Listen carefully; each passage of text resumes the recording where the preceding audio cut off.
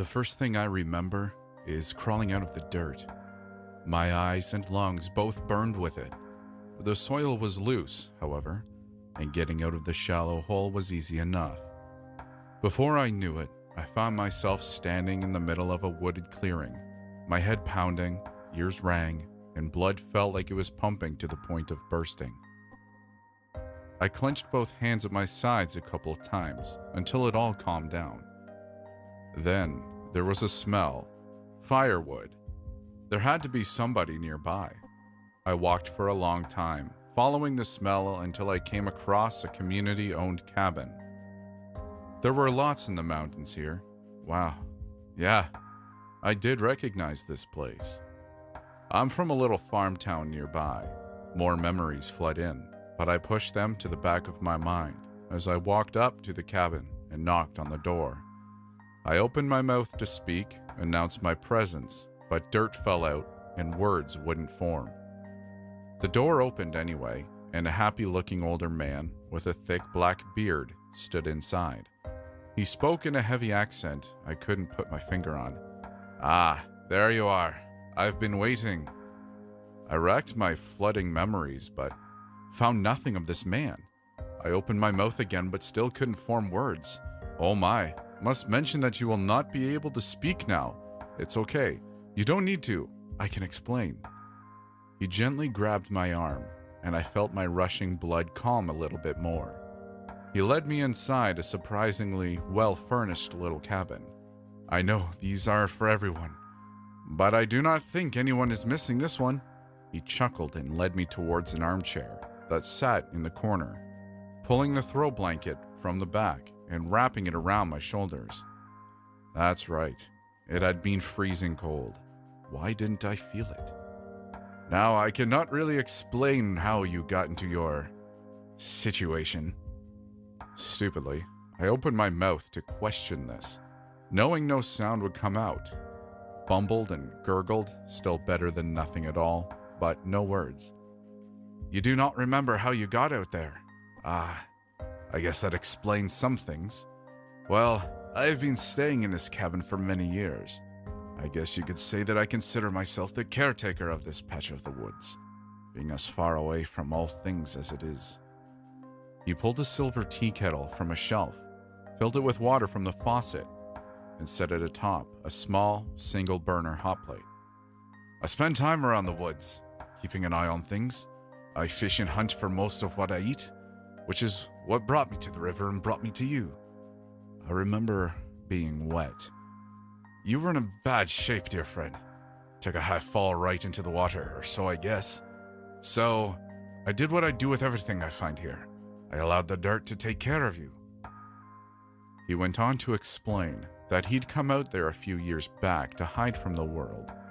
People were already burying things in the woods long before he'd come, but he didn't fully understand the healing properties until he was hurt in the forest himself. "I always forget the word for it. When something makes your skin rash?" By this time, I was able to burble out some simple words. "Allergy." It sounded like my tongue was glued to the bottom of my mouth. Came out more like allergy. Yes, I have allergy to bees. Did not know this until I was stung. A bad allergy too, apparently. I just remembered collapsing into the dirt, shaking around a lot. When I woke up, I felt weird, but better. He didn't know who had buried him. Perhaps the forest swallowed me up. That's when he began testing things, burying hurt animals that he'd found. His conclusion: dead things does not work. Almost dead things magic. Injured animals turned to people, which brought him back to me. "You should have not been so close to the edge. You are tiny. Wind would blow you over. Anything would easily." I think I was pushed. The words hung in the silent air for a moment. It took a while for my savior, who called himself simply Nin, to respond. How? That was something I hadn't figured out yet. Parts of my memory still stood black and void. The cabin was somewhere deep beyond the trail limits of the natural park my town is fairly popular for. Nin had explained earlier that the cliffed area I'd probably fallen off of into the river was the general edge before only experienced hunters and campers ventured, usually with permits. I personally wasn't that type, although enjoying a long walk through nature was not unusual for me, even in colder weathers. I sipped my cup of tea. The warmth traveled down my chest. I felt something shift somewhere deep inside, but wrote it off as pain from the fall. Although the sensation doesn't register as painful. It comes in and out. I remember planning to meet someone here, and I remember parking my car, but I don't remember who I came to meet, and I don't remember what happened once I got here. I do remember how that shove felt, and I did. It put chills down my spine, especially without the memory to go along with the sensation. The impact was hard. Nind frowned, saying nothing. We sat there for a while. His face didn't give away what might have been going through his mind, but I wasn't doing much to conceal my own thoughts from being painted in my expressions. I'd never experienced something like this. Hell, I'd never even blacked out drinking. Digging through my mind was almost painful, and felt as if something inside of my brain itself was intentionally blocking my memory. Again, I felt strange shifting inside my chest, but ignored it. After a while, Nin stood up again, heading towards the door. "Where are you going?" He stopped and turned to face me, a chipper look on his face again that seemed a little false. "Nobody else will protect this place. It is special, remember." I tried to stand, but although I'd gained back much of my strength, my legs still felt weak beneath me. I plopped back down in the chair again. "Stay. Rest." I fell asleep in the chair almost immediately after he left, and had nightmares of being buried alive in a coffin of snakes. Panic rose as I felt one get inside me somehow, dodging organs, making its way toward my brain. It was enough to wake me up screaming. Nin was apprehensive about letting me leave. That became clear very quickly. He seemed genuinely concerned, although he said nothing when I asked him to show me the way home. "I don't think I'm going to remember as long as I'm here. I'm sure they're looking everywhere for me back home," I explained. We walked through the trees for a long time that day, and even with the circumstances, it was probably one of the nicest nature hikes I'd ever had. The cold didn't sting my skin. The jacket Nin loaned me wasn't necessary. I had a feeling that he didn't need his either. The smells of fresh soil, river, water, and pine overpowered my senses in a pleasant way that almost reminded me of being at home. Warmth tickled that familiar place in my chest that I'd normally ignore, and I embraced it. I could see why Nin loved this place, wanted to protect it. We reached a high, steep cliffside. "Mostly easy." He points to a ledge outside of my reach. "It is impossible to reach with no help, but you can do it easy once you get up there." There was a previous me, I remembered, that hated heights and would find herself nervous right about now. Instead, the moving inside my chest calmed rising fear, and I felt that no matter what, I would make it. I stepped a boot into Nin's collapsed hands, ready to boost me, and he paused to look me in the eyes. "Please, come back." I nodded, although the thought that I might come back had never crossed my mind. It quickly left my mind as well once I got my footing on that high ledge. It wasn't just easy to climb up the cliff. My limbs moved with ease in a way that almost felt too natural, like something else was piloting altogether. I pushed down that fear as I too quickly propelled toward the top ledge and almost tossed myself over onto the path. Immediately, I felt different. The movement in my chest, which had become somewhat consistent by that time and otherwise calming, had gone erratic and fast, nervous, like deja vu. I flashed back to that nightmare and remembered the snakes. Whatever. I brushed it off as I hoisted myself to my feet and began following the long path back to the parking lot. Trying to ignore the undeniable slithering in my chest, I started focusing on the missing gaps of my memory. The darkness that stared back only taunted and tormented me, giving no hints as to what I might have gotten myself into. A splitting feeling broke my concentration, and I winced back at the pain in the middle of my chest. The movement inside had now stilled. I cautiously reached for the collar of my jacket and shirt, and gently pulled away and down. It looked like a fresh cut, smack in the middle of my breasts. It was maybe about an inch in length, but seemed deep. However, no blood seeped from the wound as I stared, frozen in the middle of the trail. It definitely hadn't been there before, but where did it come from? Could that nervous squirming be responsible? No feeling there responded. Cautiously, I poked a finger at the slit. Crumbs of fresh soil fell out into my shirt, and I recoiled immediately. My heart started to race. What should I do? I could go back to Nin, but would he even know? No, he would have told me. Something was really wrong. I needed a doctor, a hospital, so I ran. As I began to pick up speed, my body bounced, and I could feel more dirt fall from my chest wound, which only caused my panic to worsen as tears began streaming down my face. My heart pounded with every step until trees broke and I could see parked cars. As I'd figured, my car was no longer there, but I hadn't really planned for it to be anyway. The walk from my apartment wasn't far, and if my fiancé Clint wasn't home, I could call my mom to take me to the ER. The further I got away from the park, the harder my head started to pound. More crumbles of earth fell from the bottom of my shirt as I walked. Trying again to tune it out, my mind was brought back to my fiancé and mom, now realizing that either of them could have easily been the one to push me. Suddenly, my imagination ran wild with possibilities, and my mind was successfully tuned away from anything else. Between the two of them, they both had motive. Neither relationship wasn't doing great, and both stood to benefit from my insurance had I died. Sure, both of them were normal people, but all things considered, nothing felt normal anymore. Cautious squirming in my chest snapped me back to reality as I stood in front of my apartment building. Having lost my keys during the fall, I'd have to either knock on the front door or enter from the back with a hidden spare key. Both Mom and Clint's cars were parked out back in the parking lot, as well as my own.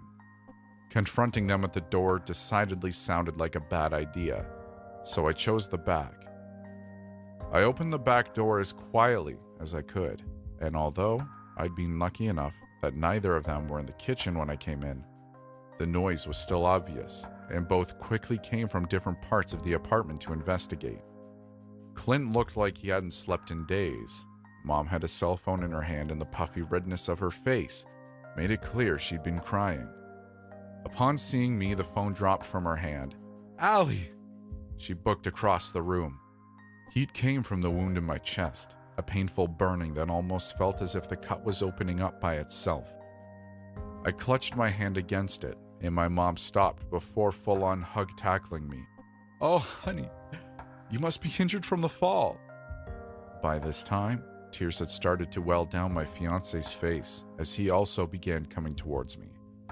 The burning got much worse, and I raised my other hand in front of me in an effort to signal for them to stop. I fought against the pain to speak. "Which one of you pushed me?" The words came out as a growl, a voice I barely recognized as my own. They both looked shocked. "What? Neither of us. You don't remember?" I shook my head, throbbing pain inside my skull almost blinding. I squinted my eyes and winced against it. I expected either of them to be offended, defensive, guilty. Instead, I saw genuine concern on their faces. Mom finally spoke up. "Honey, there was a man." And there it was. The words flew from her mouth, into my ears, and pulled the curtain back from my memory. We'd all three gone up to the park, Mom meeting up with my fiance and I, because it was where Clint had proposed to me. We were celebrating the year anniversary, as finances had put our wedding on indefinite hold, but we were trying to stay positive about it nonetheless. We met up with my mom, who was taking pictures of us, right in front of that same ledge, when a man with a black beard leaped from the shadows and tackled me off the cliff. He almost went over with you. He didn't even seem to care. His smile was so creepy. He was so genuinely happy, Mom said. He just charged back off into the shadows after that. It hadn't even been a minute and you were just gone, Clint said. We immediately went and got the police, but they fought us every way. Mom started crying, something she'd been holding herself back from doing the entire time.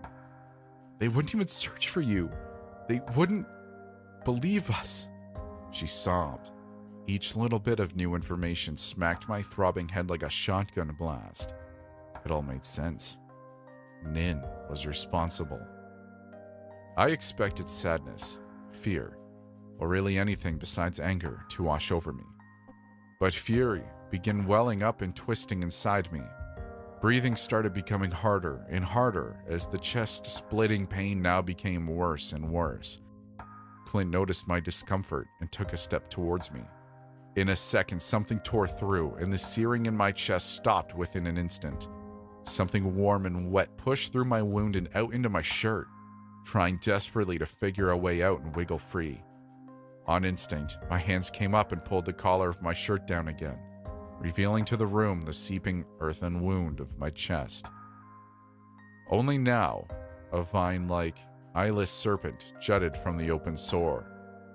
Grass filled the gaps in between as it slithered out further, wriggling and casing the room while simultaneously stunning both of the individuals in front of me. My hands started to shake. What the hell was this? I remembered the dirt, the nightmare. Mom spoke up. Allie, she gulped. Allie, what the hell is that thing? The earth serpent turned an eyeless gaze toward my mom and extended further from my chest, getting closer and causing her to back away. Artificial light glinted off golden brown flecks that peppered its slick, bright green body. Allie, stop! Stop! Clint darted over and slammed into it, attempting to push the thing away. It didn't budge. Instead, brown spikes arose from inside and dug into his skin like daggers. He cried out in pain and leaned backwards. Allie, you're a monster!